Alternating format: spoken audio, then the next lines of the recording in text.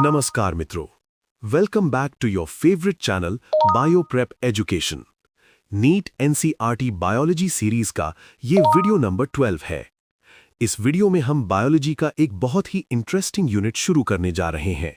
Unit 3, cell, structure and functions. ये unit हमारी life की फाउंडेशन है। तो चलिए एनसीईआरटी पेज नंबर 85 की कुछ इंपॉर्टेंट लाइंस को स्टेप बाय स्टेप समझते हैं। The introduction, biology and diversity. Biology is the study of living organisms. Simple words में कहें तो biology living organisms की study है। Plants, animals, bacteria सब इसमें आते हैं। The detailed description of their form and appearance only brought out their diversity. जब हमने ऑर्गेनिजम्स को बाहर से देखना शुरू किया, उनके फॉर्म और अपीयरेंस यानी कैसे दिखते हैं को ऑब्जर्व किया, तो हमें पता चला कि दुनिया में कितनी ज्यादा डाइवर्सिटी यानी वेरिएशंस है।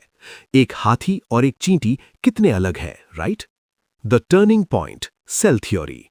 It is the cell theory that emphasized the unity underlying this diversity of forms, that is, the cellular organization of all life forms. लेकिन इतनी डाइवर्सिटी के बावजूद एक चीज कॉमन है। सेल थ्योरी ने हमें बताया कि चाहे कोई भी लिविंग ऑर्गेनिज्म हो, सबकी सेल्यूलर ऑर्गेनाइजेशन सेम है, मतलब बेस लेवल पर सब सेल्स से ही बने हैं। यही हमारी यूनिटी यानी एकता है। A description of cell structure and cell growth by division is given in the chapters comprising this unit.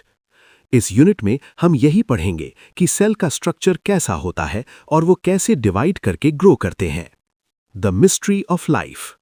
Cell theory also created a sense of mystery around living phenomena, that is physiological and behavioural processes.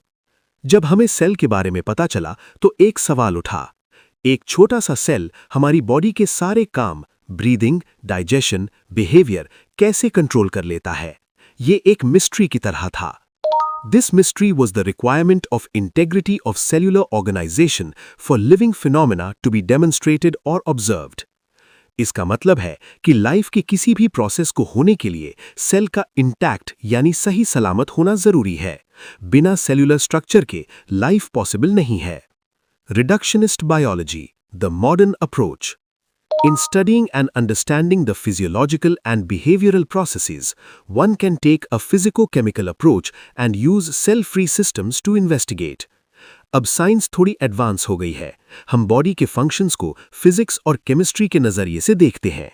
हम cell-free systems भी test कर सकते हैं कि molecules कैसे काम करते हैं। किसी भी चीज को छोटे छोटे पार्ट्स में डिवाइड करके यानी रिड्यूस करके समझना ही रिडक्शनिस्ट बायोलॉजी कहलाता है।